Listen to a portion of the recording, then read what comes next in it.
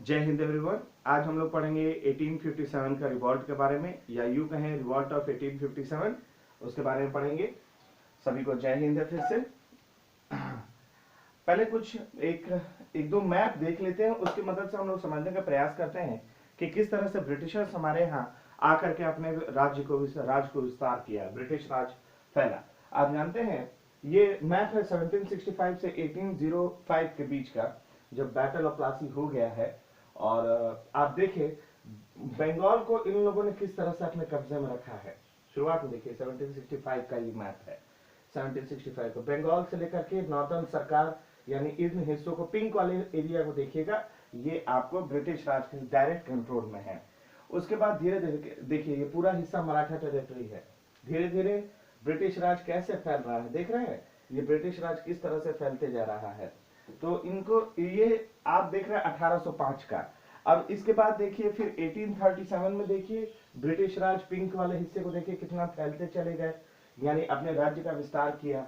फिर ये देखिए 1857 तक आते आते तक ब्रिटिश राज कहां तक पूरा फैल गए, यानी इनका विस्तार कितना बढ़ गया। तो क्या था कि ब्रिटिश राज जिस तरह से फैलते जा रहे थे उस तरह से लोगों में एक कहीं ना कहीं अशांति भी फैल रहा था, क्योंकि अपने जो पॉलिसी है उसकी वजह से लोगों में काफी पॉपुलर नहीं थे। अच्छा, रिवॉल्ट ऑफ 1857 के कुछ कॉजेस को देखते हैं। सबसे पहला कॉज हुआ ग्रीस कार्टेज। आप लोगों को पता है कि जो बैरकपुर में जो सैनिकों को दिया गया ग्रीस कार्टेज, जो मुंह से लगा करके कार्टेज को फाड़ करके फिर उसमें जो छर्रे होते थे और बारूद होता था, उसके ऊपर आपको काऊ और पिग का फैट का इस्तेमाल किया जाता था उस कार्टेज पर। उसे मुंह से फाड़ करके फिर आपको बंदूक में भरा जाता था, इनफील्ड राइफल में भरा जाता था। अब चूंकि हिंदू कम्युनिटी के लिए काऊ एक काफी सीक्रेट माना जाता है, तो वो उसके फैट का इस्तेमाल नहीं कर सकता, और पिग का के लिए अलग सोच है इस्लाम में। तो इसलिए कहीं ना कहीं ये रिलीजियस सेंटिमेंट को कहीं ना कहीं चोट पहुंचाया, और वहां से इसकी शुरुआत होती है। ठीक है, सबसे पहले देखते हैं सोशल और रिलीजियस कॉजेस। ब्रिटिश राज ने क्या किया कि abandon it's policy of non interference in the social religious life of the Indians, यानी सोशल और रिलीजियस लाइफ में इंटरफेरेंस करना शुरू कर दिया आपको ब्रिटिश राज ने इंडियंस का। जैसे एबॉलिशन ऑफ सती, इससे जब सती प्रथा का अंत किया गया तो हिंदुओं में काफी रोष आया। हालांकि ये बुरी इविल प्रैक्टिस है, इसको खत्म होना ही होना था, लेकिन उस समय की बात कर रहा हूं कि सती प्रथा का अंत की वजह से एक गुस्सा था। फिर हिंदू जो विधवा थी उनको रीमैरिज कराना, मतलब पुनर्विवाह कराना, वो तो उस समय के लिए सोचा भी नहीं जा सकता था।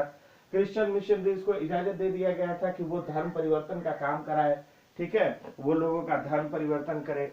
फिर रिलीजियस डिसेबिलिटीज एक्ट ऑफ 1850, जो हिंदू लॉ को मॉडिफाई करके बनाया गया था कि भाई किसी को अगर बेटी है तो उनको भी अधिकार होगा प्रॉपर्टी में। ऐसे कई सर्टेन एक्ट्स थे, तो वो भी कहीं ना कहीं हिंदू जो लॉ था उसके अगेंस्ट जा रहा था। The change in the religion would not debar a son from inheriting the property of the hidden father, यानी किसी भी स्थिति में आपको पिता बेटे का अधिकार हटाया नहीं जा सकता है ना। तो मतलब सोशल रिलीजियस जो लाइफ है उस पर जो ब्रिटिशर्स अपना कंट्रोल करना चाह रहे थे वो भी गुस्से का कारण बना। फिर नेक्स्ट आइएगा इकोनॉमिक कॉज। इकोनॉमिक कॉज में क्या है, British rule led to break down of the village self sufficiency, जो भी गांव की आत्मनिर्भरता था उसे भी खत्म कर दिया गया ब्रिटिशर्स के द्वारा। Commercialisation of agriculture which burdened the peasantry, adoption of free trade in imperialism from 1800, industrialization and drained wealth of which led to the, यानी जो गांव की सेल्फ सफिशिएंसी आत्मनिर्भरता वो खत्म कर दी गई।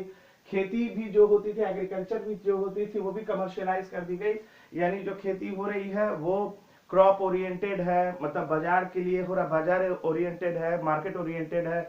अगर वीट लगाना है तो वीट लगाना है, इंडिगो लगाना है तो जबरन इंडिगो लगाना ही है, ओपीएम लगाना है तो ओपीएम लगाना ही है आपको। मतलब इस तरह से किया जा रहा था, कोई आप अपने हिसाब से नहीं कर सकते थे खेती। उसके बाद जो इंडस्ट्रियलाइजेशन आई उसकी वजह से भारत से वेल्थ का ड्रेन होते चला गया। इतना जबरदस्त इकोनॉमिकली नुकसान हुआ भारत को ब्रिटिशर्स की वजह से। कैसे कच्चा जो रॉ रिसोर्सेज, कच्चा माल जो है सस्ते से सस्ते कीमत पर, और अपने मैनचेस्टर लंकशायर में फाइनल गुड्स बना करके फिर भारत में ला करके अपने फाइनल गुड्स को हाईएस्ट कीमत में बेचना। तो भारत से जबरदस्त पैसा गया। मिलिट्री ग्रीवांसेस में देखिए, British dominion in India had adversely affected the service condition of सिपाही, सिपाहियों की स्थिति में गिरावट आई। इंडियन सिपाही, they were required to serve in an area away from their home without the payment of extra भत्ता, यानी उनको घरों से दूर काम भी करना पड़ता था बगैर किसी अलग से भत्ता या पेमेंट का। Important cause of military discontent was the General Service Enlistment Act. इसमें क्या था, which made it compulsory for the sepoy to cross the sea whenever required. इसमें क्या था कि अगर देखिए पहले क्या मानते थे हिंदू कि हम लोगों को समुद्र पार नहीं करना है। भगवान राम ने भी अगर समुद्र पार किया था तो वहां पर पहले समुद्र की पूजा की थी। तो समुद्र पार नहीं करना है, लांघना नहीं है, लेकिन जो ये एक एक्ट आया service, general service investment act 1850 से, इसके तहत कंपलसरी कर दिया गया कि अगर आपको समुद्र पार भी भेजा जाएगा तो आपको जाना ही जाना है, आप मना नहीं कर सकते। 1854 withdrew the free postal facility for the postal service भी उनके लिए हटा दिया गया कि अब आप खत नहीं लिख सकते। पॉलिटिकल कॉज में आइए, जो British Indian territory took place during the time of the Dalhousie announced in 1859 that the successor of Bahadur Shah II would have to lead the Red Fort, यानी लॉर्ड डलहौजी का जो एक नियम आया था कि बहादुर शाह सेकंड जो है उनके जो भी सक्सेसर है उनको रेड फोर्ट छोड़ना पड़ेगा, और annexation of Bhagat and Udaipur were however cancelled and they were restored to their ruling houses. इनको बने रहने दिया गया, भगत और उदयपुर के जो रजवाड़े हैं उनको बनाए रहने दिया गया। Dalhousie wanted to apply the doctrine of lapse to Karoli Rajputana. He was overruled by the court of directors, जो उनके कोर्ट है, ग्रुप ऑफ डायरेक्टर्स हैं, उन्होंने डलहौजी के इस कानून को हटा दिया। हालांकि लेकिन ये सिर्फ हटाया क्या, कहा के लिए, करौली के लिए। यानी पॉलिटिकल कॉज में आप देखिए कि doctrine of lapse major cause है, जिसके तहत की हड़प की नीति के तहत आपका राज्य को हम अपने में शामिल कर ले। देखिए बहुत सारी ऐसी नीति थी, उसमें सबसे ज्यादा इंपॉर्टेंट डॉक्ट्रिन ऑफ लैप्स था। ऐसा तो पार्लियामेंट्री पॉलिसी थी, सब्सिडरी अलायंस थे, लेकिन वो अलग समय पर होने की वजह से, चूंकि ये 1856 में है तो 1857 में रिवॉल्ट होता है, तो इससे कनेक्शन किया जा सकता है। आइए नेक्स्ट देखते हैं, ये अलग अलग जगहों पर ये इन लोगों ने आपको इनको पॉज करके आप देख सकते हैं, इन्होंने आपको वहां पे लीडरशिप करी थी। एकदम ही कोई तालमेल नहीं था। ये आपको अभी भी जो जगह है वहां पर इन्होंने लीडरशिप किया है, देख सकते हैं। ये ब्रिटिश ऑफिशियल्स हैं जो कि उस रिवॉर्ड से जुड़े हुए हैं, वो आपको पर्टिकुलर जगह पे किस ब्रिटिश ऑफिशियल ने चलाया था अपना कैंपेन, डेट के साथ आपको जगह मेंशन है, इसको आप पढ़ भी सकते हैं। ठीक है, ये हो गया आपको यहां तक, आपको ब्रिटिश ऑफिशियल वो आप पढ़ लेंगे, बहुत इंपॉर्टेंट नहीं है। Course and spread of the revolt, आप देखें Baharampur revolt spread to Baharampur in Bengal 24 April 1857। 90 men of the native cavalry stationed at Meerut refused to accept the greased cartridge, वही काऊ और पिग का जो कार्टेज फैट से बना था उस पर लगा हुआ था, उसको 95 नेटिव कैवलरी के 90 मेन ने डिनाई कर दिया कि इसको हम नहीं लेने वाले। 85 of them were dismissed, उनको हटा दिया गया, and sentenced to 10 years imprisonment। और 10 May the revolt started at Meerut. सबसे पहले बोला जाता है मेरठ, लेकिन याद रखिएगा बैरकपुर में आपको वहां पर किसी देखा जाता है कि मंगल पांडे ने शुरुआत कर दी थी, लेकिन कहा जाता है कि मेरठ से एक सिस्टमैटिक ऑर्डर में आपको शुरू हुआ था 1857 का revolt. Meerut and the mutineers after killing some of their official march towards Delhi, यानी मेरठ के जो रेजिमेंट के ही जो म्यूटिनियर्स है, जो विरोध करने वाले हैं, वो अपने ऑफिशियल्स की हत्या करके कहां चल दिए, दिल्ली चल दिए। 12 में दिल्ली, उन्होंने दिल्ली पर कब्जा कर लिया। बहादुर शाह द्वितीय, दूसरे बहादुर शाह जो हैं, उनको कहा कि आप शहंशाह हिंदुस्तान बन सकते हैं, आप अगर हमारा साथ दे सकते हैं। The common was the real command was in the hands of the Bakht Khan, जिनका दिल्ली में जो लीडरशिप की अगुवाई कर रहे थे, लीडरशिप कर रहे थे, वो बख्त खान थे, who had led the revolt at Bareilly and brought the troops to Delhi. यानी बख्त खान थे जिन्होंने बरेली में इनका भी लीडरशिप किया बख्त खान, और यही दिल्ली ट्रूप्स लेकर के आए हुए थे। ऐसे दिल्ली में कहा जाता है कि बहादुर शाह जफर, जो बहादुर शाह द्वितीय हैं, उन्होंने ही लीडरशिप किया था, सिर्फ आदेश देते थे, वो तो खुद ही बुजुर्ग थे। फिर कानपुर आइए, यहाँ revolt was led by Nana Sahib who declared himself the Peshwa. Peshwa declare कर दिया खुद को। And governor of Bahadur Shah Tatya Tope did most of the fighting. उनके जो गवर्नर थे बहादुर शाह के, तात्या टोपे, वो ज्यादातर लड़ाइयों में पड़े। रिवेल defeated general Bindam outside Kanpur. आप पढ़ सकते हैं, पहले ये CAWNPOR होता था, कानपुर होता था। लखनऊ में कौन है? हजरत महल साहिबा है, बेगम थी अवध के नवाब की। She had proclaimed her young son Birjis Qadir the nawab of Awadh. इन्होंने कहा था कि भाई अवध के अगले नवाब जो होंगे बिरजिस कादिर होंगे। Against the wish of Britishers नहीं जाते थे कि बिरजिस कादिर बने, लेकिन तो भी हजरत महल ने उसके विरुद्ध, ब्रिटेन के विरुद्ध जाते हुए घोषित कर दिया कि बिरजिस कादिर ही होंगे अगले nawab. Henry Lawrence the British resident was killed at Lucknow. एक ब्रिटिश रेसिडेंट वो होते थे जो ब्रिटिश कंपनी के मामलों को देखते थे रह करके किसी भी किंगडम में, ठीक है ना। रेसिडेंट है आपके यहाँ, मैंने बैठा दिया एक ऑफिशियल, वो ब्रिटिशर्स के इंटरेस्ट को उस राज्य में, उस किंगडम में अपना इंटरेस्ट देखेगा। आइए नेक्स्ट देखते हैं, झांसी। आप जानते हैं खूब लड़ी मर्दानी, वो तो झांसी वाली रानी थी यहाँ पे, और उन्होंने अपना तय किया। चूंकि यहाँ पर सीधा सीधी था कि भाई इनका जो लीगल एयर वाली बात होती है कि जो उत्तराधिकार है, उस पर सीधा सवाल था।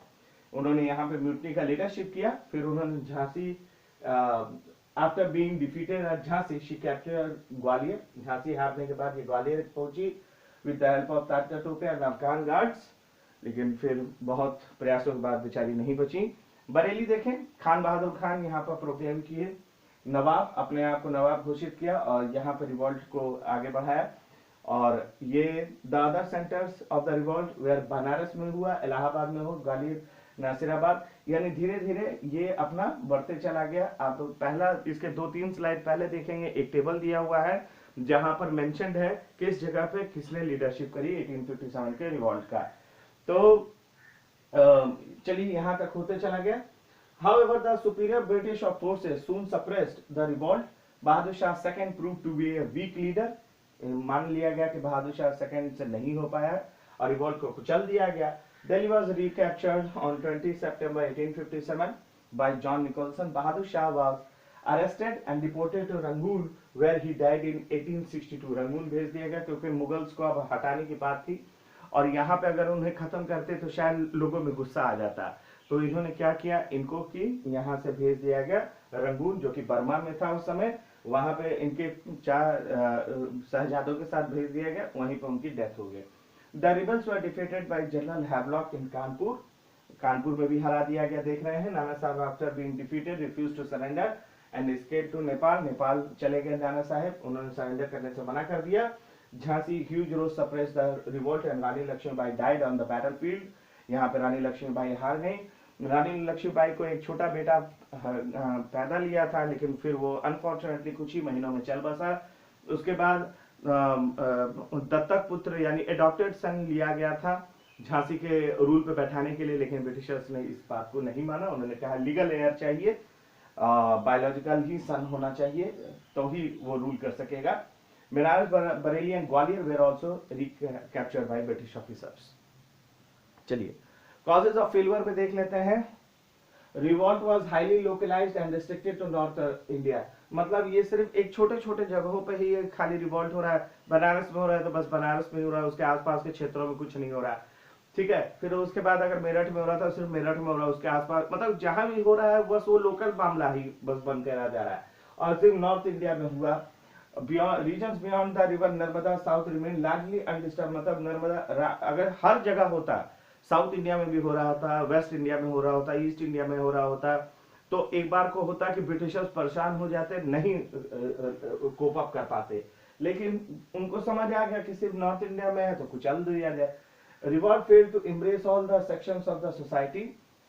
Many of the native rulers and the big जमींदार, देखिए जो बिग जमींदार और नेटिव रूलर है उन्होंने ज्वाइन किया इस रिवॉल्ट को अगेंस्ट द ब्रिटिश को ज्वाइन करने से मना कर दिया। ध्यान दीजिए, they extended an active support to the British to suppress the revolt. Even इन लोगों ने, मतलब देसी राजाओं ने, कई देसी राजाओं और बड़े बड़े जमींदारों ने ब्रिटिशर्स का साथ दिया कि वो 1857 की क्रांति को कुचल दे, मतलब अपने ही लोग अपने ही के खिलाफ। Modern educated Indians were suspicious of the rebel, यानी अगर थोड़ा एजुकेटेड है, आधुनिक है, तो वो रेबल को ही उल्टा सस्पिशन के नजर से देखते हैं। They feared the opposition of rebels and bringing about social reforms, यानी अगर रेबल्स का हम विरोध करते हैं तो सोशल रिफॉर्म कैसे आएगा, ये शायद ब्रिटिशर नहीं कर पाए। तो ये गलत सोच था। रिवॉल्ट वॉज पोरली ऑर्गेनाइज्ड, कोई ऑर्गेनाइजेशन नहीं कि भाई हम लोग को ऑर्गेनाइज्ड वे में एक रिवॉल्ट करना है, इस पर कोई चर्चा नहीं, कोई बातचीत नहीं। Lack coordination planning among the leader, यानी कोई ऐसा कोऑर्डिनेशन था ही नहीं दूर दूर तक में। रिबल लैक ए कॉमन कॉज, एक कॉज पे तो काम करो, सबके अपने अपने गोल है। किसी का चाहिए है कि भाई अपना राज्य को वापस ले ले, किसी का था कि हमारे धर्म के विरुद्ध बोल रहा है, किसी का था कि ब्रिटिशर्स का अत्याचार है, यानी एक कॉमन गोल होना चाहिए, वो भी नहीं था। Rebels were encouraged to revolt against the local zamindar, local zamindar है, मनी लेंडर्स है ना, उनके खिलाफ काम करने के लिए, तो उनके खिलाफ होने के लिए, क्योंकि ये लोग साथ देते थे ब्रिटिशर्स के, तो उनके अगेंस्ट थे, तो ये इनके खिलाफ उतर जाते थे लोकल जमींदार मनी लेंडर्स के। तो इसीलिए एक लैक ऑफ स्पिरिट था नेशनलिज्म का। ब्रिटिशर्स बेटर रिसोर्सेज, ब्रिटिशर्स के पास तो ऑब्वियस था बेटर रिसोर्सेज था, गन्स थे, आपको मशीनरी थी, देशज राजाओं का, इंडिजिनस राजाओं का समर्थन था, है ना। और देखिए कैपेबल जनरल, उनके पास कैपेबल जनरल थे जिनके जो वेल प्लान्ड वे में इन्होंने सप्रेस कर दिया। पॉलिसी चेंज क्या हुई जब रिवॉल्ट हो गया, दबा दिया गया, तो पॉलिसी क्या चेंज किया गया। क्वींस प्रोक्लेमेशन ऑफ नवंबर 1858, इन्होंने तय किया कि अब जो British government to be followed from now on in India, policy जो होगी वो अब ईस्ट इंडिया कंपनी की नहीं चलेगी, अब वो ब्रिटिश गवर्नमेंट का चलेगा रूल इंडिया में। और policy of territorial extension was to be abandon, यानी अब सीमाओं का विस्तार नहीं करेगा ब्रिटिश राज, जो जहां पर है वहीं पर ठीक है। नेटिव रूलर्स को एश्योर किया गया उनकी सेफ्टी का कि भाई आपके राज्य को नहीं छीना जाएगा, आपके अधिकार को नहीं छीना जाएगा और आपके ऑनर को किसी तरह नहीं डिस्टर्ब किया जाएगा, ब्रिटिशर से कोऑपरेट करते चलिए। तो ठीक है। Right of ruler to adopt a child in the absence of natural heir was accepted, यानी अगर मान लीजिए आपका कोई पुत्र नहीं है, उत्तराधिकार नहीं बन सकता कोई, तो वहां पे अडॉप्टेड चाइल्ड जो झांसी के मामले में था, अब उसे भी स्वीकार कर लिया गया। The government regarded the native ruler as the bulwark against the masses and henceforth followed a policy of protecting the reactionary segment of Indian society. सरकार ने मान लिया कि भाई ठीक है, अब जो भी हुआ सो हुआ, अब उसको एक रिएक्शन है, जो भी ब्रिटिश गवर्नमेंट की गलत पॉलिसी रही होगी उसी का ये रिएक्शन था 1857 का रिवॉल्ट। अब इसे हम लोग को दोबारा नहीं होने देना है, अब इसे रोकना है। तो ये पॉलिसी चेंज हुआ। आपको a policy divide and rule was actually persuaded to keep, लेकिन तो भी डिवाइड एंड रूल का पॉलिसी को जारी रखा गया, ये बोला नहीं गया, अनस्पोकन था हिंदू और मुस्लिम में। एडमिनिस्ट्रेटिव चेंज क्या हुआ, जनवरी 1 1877 क्वीन विक्टोरिया को क्वीन एम्परेस ऑफ इंडिया घोषित कर दिया गया फाइनली, कि अब आपकी रानी जो मोनार्क है ब्रिटेन का, वो आप पे रूल करेगा, इंडियन रूलर्स पर, ना कि East India Company. And the administration of India was transferred the East India Company to the British Crown. देख रहे हैं ना, ब्रिटिश क्राउन के लिए ये कर दिया गया। एक पोस्ट बनाया गया secretary of state and his 15 member council. Secretary of state एक अलग एक पोस्ट बनाया गया और 15 मेंबर काउंसिल उसको एडवाइस करने के लिए बनाई गई। और वायसराय का पोस्ट बनाया गया। गवर्नर जनरल जो है ये अब वायसराय हो गए। जो वायसराय क्या करता था, रिप्रेजेंटेटिव होता था क्राउन का इंडिया में। तो इंडियन रूलर्स और ब्रिटिश मोनार्क के बीच में रिप्रेजेंटेशन करता था क्राउन को, है ना। ठीक। रीऑर्गेनाइजेशन ऑफ आर्मी, आर्मी को फिर से रीऑर्गेनाइज किया गया, मजबूत किया गया। British control over the country and avoid any further rebellions in the future number of British soldiers were increase. यानी अब ब्रिटिशर्स जो जो ब्रिटिश आर्मी थी, ब्रिटिश इंडियन आर्मी थी, उसमें चूंकि इंडियंस की तादाद ज्यादा थे और ब्रिटिश जो आर्मी पर्सनल थे वो कम थे, तो अब प्रोपोर्शनली रखा गया कि इतने इंडियन सैनिकों पर कितना ब्रिटिश सैनिक होगा, तो उसकी संख्या बढ़ाई गई ताकि रिबेलियन ना हो। Communal and racial bitterness. Revolt of 1857 created a big gap between the different religious communities, especially Hindus और मुस्लिम के बीच में बड़ा गैप लाया। Each blame the other of its failure. Hindu मुसलमान एक दूसरे को ही ब्लेम करना शुरू कर दे कि तुम्हारी वजह से ये फ्लॉप हुआ, तुम्हारी वजह से ये फेल हुआ। Indians, however, developed a deep racial bitterness towards the English and opposed the inferior status granted to them. Indians ने हालांकि इस चीज के लिए रेशियल बिटरनेस टुवर्ड इंग्लिश को ही दोषी ठहराया और इंफीरियर स्टेटस के लिए भी ब्रिटिशर्स को ही दोषी ठहराया। तो अब ये देख रहे होंगे आप।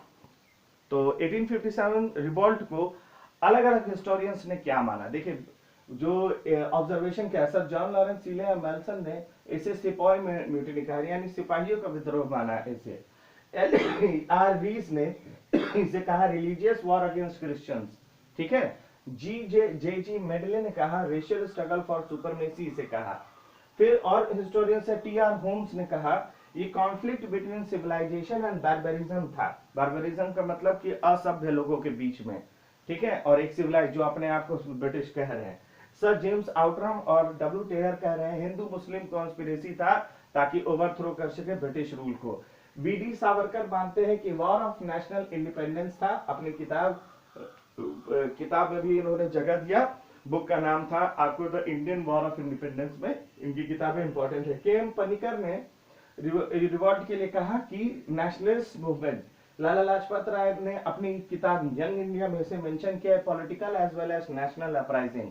सुभाष चंद्र बोस ने कहा इसे नेशनल अपराइजिंग। बेंजामिन डिसराइली ने इसे कहा कि revolt as a national uprising. तो इस तरह से फिर आगे देखिए डॉक्टर हर सिंह मजूमदार 1857 को बोलते हैं, इनकी बुक है सिपाही म्यूटिनी एंड रिवॉल्ट ऑफ 1857। इन्होंने कहा neither first nor national nor war of independence, सब कोई अपने अपने हिसाब से लड़ रहा है। डी.एन. सेन ने कहा कि it began as a fight for religion ended as a war of independence, शुरुआत हुई धर्म युद्ध से और खत्म होता है स्वतंत्रता के नाम से, नारों से। एस.बी. चौधरी मानते हैं कि something close to a war of independence, लेकिन ये एग्जैक्टली नहीं था वॉर ऑफ इंडिपेंडेंस। तो ये अलग अलग हिस्टोरियंस का मानना है। ये देखिए नैनीताल का एक दृश्य है जो उस समय के नैनीताल का ब्रिटिश न्यूज़पेपर में ये फोटो छपा था, बना था। ये 15 अगस्त 1857 का ये पेपर का छपा हुआ इलस्ट्रेटेड लंदन न्यूज में है। यह नैनीताल का स्पेलिंग NYNEETAL। ये माना जाता है कि जब 1857 का रिवॉल्ट जारी था तो ब्रिटिशर्स के परिवार यही नैनीताल में आके छिपे थे और यही इनका रेफ्यूज घर बना हुआ था। और आज नैनीताल जिस अवस्था में देख रहे हैं वो ब्रिटिशर्स ने ही उसे डेवलप किया था। दिल्ली और मेरठ में जब रिवेलियन चला था तो भाग यही छिपे। ये जंतर मंतर है दिल्ली का, देखिए क्या हाल बना रखा है, पूरे तरह से निस्ता नाबूद हो गया, आपको विश्वास नहीं होगा आज के समय में। ये कश्मीरी गेट है दिल्ली का 1858 में, देखिए तहस नहस 1857 के रिवॉल्ट के बाद। बहादुर शाह जफर को गिरफ्तार किया गया उनके बेटों के साथ। याद रखिएगा ये रेड फोर्ट से नहीं मिले थे, ये हुमायूं टॉम्ब में छिपे हुए थे, वहां से इनको गिरफ्तार किया गया था उनको और इनके शहजादों को, और फिर रंगून में भेजा गया। फिर आइए 1858 का सती चूड़ा घाट गंगा रिवर पर है। यहाँ पे 27 June 1857 many British men lost their lives and surviving women and children were taken prisoner by rebel. यहीं पर बहुत ही नृशंस हत्या की गई ब्रिटिशर्स का, उनके वुमेन और चिल्ड्रन को भी गिरफ्तार कर लिया गया। ये बीबीगढ़ जो है house way European women and children were killed. यहीं पर आपको ये जो कुआं देख रहे हैं यहीं पे यूरोपियन महिलाओं को और चिल्ड्रंस को मारा काटा गया और उनकी बॉडीज यहीं फाउंड हुई और लार्ज नंबर में। ध्यान रखिएगा ये झांसी फोर्ट है, 1858 में ये फोटो खींचा गया था और ये ब्रिटिशर्स ने रानी ऑफ झांसी से ले लिया था। आप झांसी का ये पुराना दृश्य देख रहे हैं। ये देखिए कैसर बाग लखनऊ, वहां हरा करके ये लूटपाट कर रहे हैं। ये अंतिम ओरिजिनल फोटो है बहादुर शाह जफर का अंतिम मुगल शासक का ये ओरिजिनल फोटो है, जिसको कि आप देख रहे हैं, बहुत दुर्लभ फोटो है, ठीक है। ये अपने ट्रायल का इंतजार करते हुए, ये finally proclamation to the prince, ये फाइनली क्वीन विक्टोरिया के द्वारा जारी किया गया नवंबर 1, 1858 को। क्या लिखा था इसका? We hold ourselves bound to the native of our Indian territories by the same obligation of duty which bind us to all our other subject। एक भरोसा दिलाने की कोशिश की गई ब्रिटेन की क्वीन विक्टोरिया के द्वारा जो नेटिव रूलर्स है कि आप डरिए नहीं, आप और हम लोग सब साथ हैं, और अब कोई भी आगे इस तरह की रिबेलियन की बात ना हो, आपके मन में जो भी डाउट्स है वो सब क्लियर हो जाएंगे। अब ईस्ट इंडिया कंपनी रूल नहीं कर रही है, अब सीधा ब्रिटेन का मोनार्क अब आप पे रूल कर रहा है। तो ये एश्योरेंस देने का कोशिश किया गया था 1857 के रिवॉल्ट में। तो दोस्तों आज हम लोगों ने 1857 का रिवॉल्ट पढ़ा है। इसे डिटेल में पढ़ने के लिए कहीं जगह पे वीडियो को पॉज करिए और उसे बारी बारी से पढ़िए। यह हमारे देश का यूं कह सकते हैं कि पहला वॉर ऑफ इंडिपेंडेंस था, जो कि बहुत ही इंपॉर्टेंट है। आज इतने साल बाद भी हम लोग 1857 को आज भी सेलिब्रेट करते हैं। उन मार्टियर्स को थैंक्स है जिन्होंने अपनी जान को गंवाया 1857 के रिवॉल्ट में और देश को आजाद कराने की कोशिश की। तो इस वीडियो में बस आज के लिए इतना ही। मिलते हैं अगले वीडियो में कुछ और इंटरेस्टिंग बातों के साथ। और देखिए, क्वेश्चन करिए, जितना पढ़ सके पढ़िए, जितना फोटोज देख सकते हैं देखिए, और वैसे भी ये तो बहुत ही इंटरेस्टिंग टॉपिक है ना। फिर मिलते हैं। जय हिंद एवरीवन।